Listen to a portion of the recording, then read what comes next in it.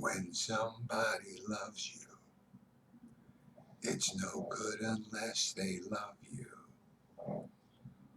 all the way.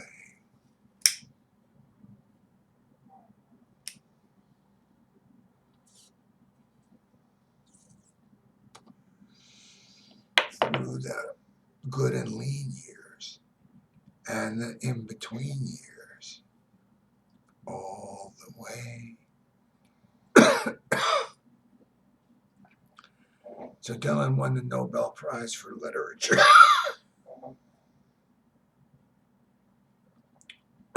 He could have never done it without me. What the story is quite simple. Before I came along, Dylan's career was failing. That's what he told me. He said the records just were just remaining on the shelves.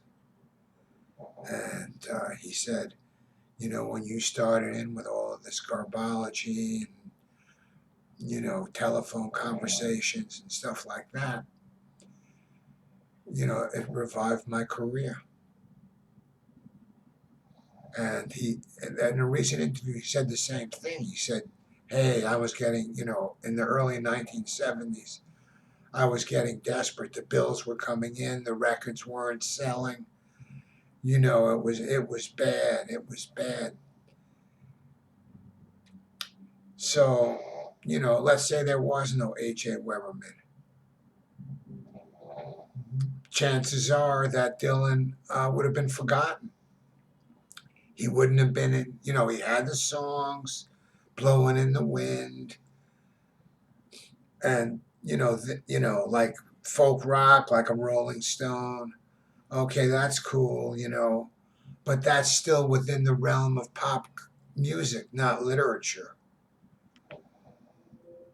But the fact that he remained, put so many albums out, you know, over the years, and you know, continued to tour and remain popular, uh, you know, that played into his getting the Nobel Prize because they don't understand what the poetry means, you know, and they have no fucking idea.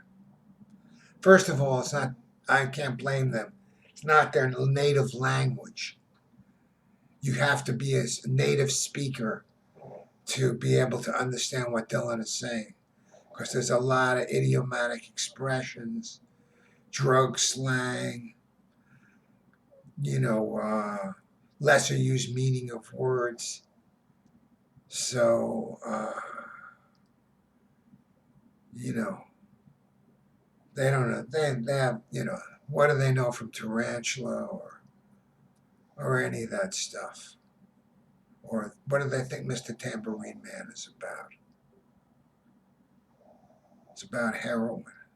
They have no idea of that. They think it's about some guy playing the tambourine on a corner like a busker or something, you know. So that's it. That's basically it.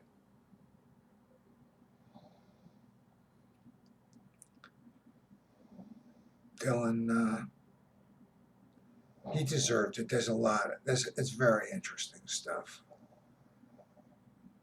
But you know, I wonder if they knew that about the racist subcontent there, would they have still awarded him the prize? And that's, you know, that's unlikely alternative.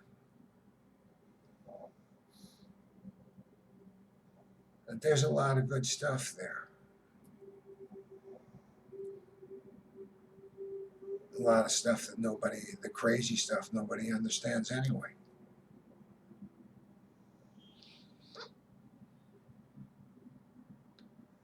No, he deserves a Nobel Prize for Literature. There's no doubt about it.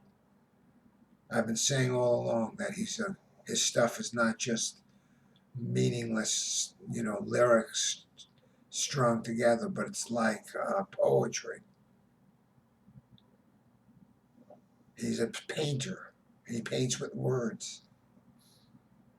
He also he had an exhibit recently in London of his paintings. I can't believe he painted some of those. Somebody else must have done it for him, because there's nothing at all like his previous style. And he seems to have made a jump so quickly from primitivism to realism in these paintings. So, and he has great subject matter, like Jonas Schimmel's a Chinese place where I buy my fish, on Canal Street.